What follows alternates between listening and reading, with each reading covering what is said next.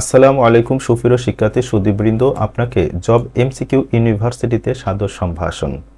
Job MCQ university এবং job written university এই দুইটা সাইট থেকে আজ আমি আপনাদের ষড়সন্ধি সম্পর্কে এত সুন্দর করে বোঝাবো এবং আপনারা ষড়সন্ধি সম্পর্কে আপনার জীবনে এইটাই শ্রেষ্ঠ ক্লাস হবে বলে আমি আশা রাখি এবং আপনি দেখলেই বুঝতে পারবেন এবং এই সব এমন থিওরিতে বোঝাবো আপনি সারা জীবন সব কিছু মনে রাখতে পারবেন। আজ আমি আলোচনা করব ষড়সন্ধির এর পার্ট 1-এ সন্ধির সঠিক প্রকার ভেদের বিশ্লেষণ।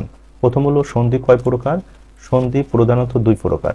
এই দুই প্রকারের ভিতর একটা হচ্ছে বাংলা সন্ধি দুই প্রকার, আরটা হচ্ছে সংস্কৃত বা তৎসম সন্ধি তিন প্রকার। এখানে একটু খেয়াল করুন, সংস্কৃতের এই তটা দেখতে কিসের মতো? 100% তিনের মতো, এবং তৎসমের এই ত দেখতে কিসের মতো? অবশ্যই তিনের মতো। তাহলে আমরা বলতে পারি সংস্কৃত বা তৎসম সন্ধি কত প্রকার? অবশ্যই এই তিন প্রকার। দেখুন কত মজার। এবং এই তিন প্রকারটা একটু খেয়াল করুন, এই প্রতিটা শব্দের সাথে এই তৎসম স্বরসন্ধি বা এবং তৎসম ব্যঞ্জন সন্ধি এবং তৎসম বিসর্গ সন্ধি। তাহলে প্রতিটা শব্দের আগে এই তৎসম বা সংস্কৃত স্বরসন্ধি আসবে, তৎসম বা সংস্কৃতি ব্যঞ্জন সন্ধি, তৎসম বা সংস্কৃতি বিসর্গ সন্ধি। দেখুন কত। তাহলে আপনি এই তৎসম বা সংস্কৃতি সন্ধি কত প্রকার? তিন প্রকার, এবং তিন প্রকার এই তিনটা দেখলেন। এই স্বরসন্ধির থেকে স্বরসন্ধির মতো আচরণ করবে, এবং এই তৎসম ব্যঞ্জন সন্ধির মতো আচরণ করবে, এবং এই তৎসম বিসর্গ সন্ধি এই বিসর্গ সন্ধির মতো আচরণ করবে। এবং মজার ব্যাপার হলো এই সংস্কৃত এবং এই তৎসম সন্ধির এক্সট্রা প্রকার ভেদ হলো শুধুমাত্র বিসর্গ সন্ধি। তার মানে এই বিসর্গ নিয়ে শুধু আলোচনা হবে এই তৎসম বা সংস্কৃত শব্দের ভিতরে। এই বিসর্গ সন্ধি কখনো স্বরসন্ধির ভিতর আলোচনা হয় না, এই বিসর্গ কখনো বাংলা সন্ধির ভিতর আলোচনা হয় না। এইবার খেয়াল করুন, বাংলা সন্ধি কয় প্রকার? প্রধানত দুই প্রকার। তাহলে সুপ্রিয় শিক্ষার্থী বন্ধুরা, আপনারা এই স্বরসন্ধি এক প্রকার, এইটা হচ্ছে কি দেখুন, এই স্বরের সাথে স্বর যুক্ত হবে, এই স্বরের সাথে স্বর যুক্ত হয়ে মূলত এক প্রকার সৃষ্টি হয়েছে। কিন্তু আমার বাংলা ব্যাকরণ বইতে আমি এই স্বরসন্ধিকে এই এক প্রকারকে 6টি উপবিভাগে ভাগ করেছি, এবং আপনারা দয়া করে আজ থেকে মনে রাখবেন, যদি প্রশ্ন করা হয় স্বরসন্ধির উপবিভাগ কয়টি, আপনারা উত্তর দেবেন 6টি। এই উপবিভাগ মনে রাখার একটা থিওরি দেখুন, এই উপরসু দেখতে কিসের মতো? 100% 6-এর মতো। তাহলে এই স্বরসন্ধির উপবিভাগ কয় প্রকার? 6 প্রকার। এই 6টা বিভাগ এখানে আপনাকে দেখানো হয়েছে। তার মানে হচ্ছে কখনো অর সাথে আ যুক্ত হবে, আবার কখনো এই আর সাথে অ যুক্ত হয়ে এই স্বরের সাথে স্বর যুক্ত হয়ে এই সন্ধিগুলো সৃষ্টি হয়। এই জন্য এটা 6টা উপবিভাগ তৈরি করা হয়েছে।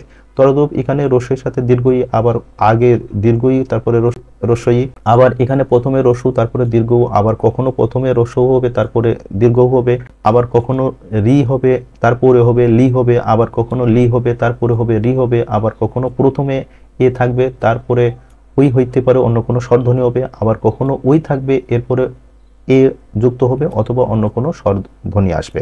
প্রথমে ও থাকবে এরপরে অথবা ও থাকতে পারে, আবার কখনো ও হবে অথবা এরপরে ও দে সন্ধি গঠন হয়। এইভাবে আপনাকে এই স্বরসন্ধির উপবিভাগ হিসাবে 6টা ভাগে ভাগ করা হয়েছে। আর ব্যঞ্জন সন্ধি কয় প্রকার? 3 প্রকার। একটা হচ্ছে এই স্বর প্লাস ব্যঞ্জন সন্ধি, আবার ব্যঞ্জন প্লাস স্বরসন্ধি, আবার এই ব্যঞ্জন প্লাস ব্যঞ্জন সন্ধি। তার মানে একবার স্বরসন্ধি পরে ব্যঞ্জন, ব্যঞ্জন স্বরসন্ধি, ব্যঞ্জন ব্যঞ্জন। তার মানে এই ব্যঞ্জন সন্ধি কয় প্রকার? 3 প্রকার।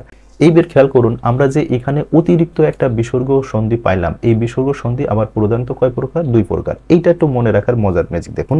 প্রথম কথা, এই বিসর্গ, যেমন আমি যদি একটা শব্দ লিখি, এই ধর্ম কথাটা লিখলাম, দেখুন এই ধর্ম লিখলাম, এই ধর্ম অবশ্যই সংস্কৃত শব্দ। এই সংস্কৃত শব্দ যে শব্দের ভিতর রেপ থাকবে সেটা সংস্কৃত শব্দ মনে রাখবেন। ধর্ম এর একটা কমন রূপ হচ্ছে এই রেপকে আলাদাভাবে সুন্দর করে স্পষ্ট করে বিদ্যমান করে লেখা হইলে তখন এটা কমল রূপ হয়। তাহলে ধর্ম থেকে এই ধর্ম বা ধর্ম, এটা হলো সাহিত্যের ভাষাতে অর্থাৎ শব্দের কমল রূপ। তাহলে এই বিসর্গের এই রেপটাকে আমি এই র আকারে স্পষ্ট দৃশ্যমান করে লিখলাম, তাহলে মূলত শব্দ হয়ে গেল কি? এই বিসর্গ শব্দটা। তাহলে দেখুন এই বিসর্গর এই দন্ত স দে আমি এখানে দন্ত স আলাদা করলাম, তাহলে এর একটা নাম হলো কি? দন্ত স জাত বিসর্গ সন্ধি। তাহলে দেখুন এটা হয়ে গেল কি? এই বিসর্গ শব্দের এই দন্ত স দে এক প্রকার সন্ধি পেয়ে গেলাম। এখানে কোমল রূপ অনুসারে র পাইলাম, তাহলে এই র থেকে আরেকটা র পাইলাম, তাহলে র জাত বিসর্গ সন্ধি। দেখুন কত মজার। তাহলে আপনি এই বিসর্গ শব্দ দিয়েই বিসর্গ সন্ধি কয় প্রকার? দুই প্রকার। একটা হচ্ছে দন্ত স জাত বিসর্গ সন্ধি, আর একটা হচ্ছে কি র জাত বিসর্গ সন্ধি। এই দন্ত স জাত বিসর্গ সন্ধি মানে একটা শব্দ থাকবে, সেই শব্দের শেষে কি থাকবে? দন্ত স। এই দন্ত স বিলুপ্ত হয়ে যখন এই বিসর্গতে রূপান্তর হবে তখন এটাকে বলা হবে দন্ত স জাত বিসর্গ। এই শব্দটা হলো পুরুষ, এটা হয়ে গেল কি পুরো, এটা হয়ে গেল কি পুরো। এখানে দেখুন যে শিরস শেষে আছে কি দন্ত স, এই দন্ত স হয়ে গেল কি বিসর্গ, তাহলে এই শিরস থেকে হয়ে গেল কি শির। এইটাই মূলত আপনার সজাত বিসর্গ সন্ধি। তদ্রূপ এখানে দেখুন মূল শব্দ হলো অন্তর, এই অন্তরের রটা হয়ে গেল কি বিসর্গ, তখন এই বিসর্গ সন্ধি অনুসারে হয়ে গেল অন্ত। এখানে পুনর এই রটা হয়ে গেল কি এই বিসর্গতে রূপান্তর হলো, তাহলে এই শব্দকে বলা হবে রজাত বিসর্গ শব্দ। আর এই দন্তের সাথে যখন বিসর্গ হবে তখন একে বলা হবে সজাত বিসর্গ সন্ধি। আর আপনাদের এখানে একটু কথা বলে রাখি, এই বিসর্গ সন্ধি সম্পর্কে আমি এমন কিছু শব্দ দেব, মাত্র 35টা আপনাদের শব্দ দেব। এই 35টা শব্দ জানলে আপনি দেখা মাত্রই বলবেন যে এটা বিসর্গ সন্ধি। এটা কিভাবে এই বিসর্গ সন্ধির আলোচনা সম্পর্কে আপনি আরো সব বিস্তারে জানবেন এবং বিসর্গ সন্ধি নিয়ে আপনি পাণ্ডিত্য অর্জন করবেন।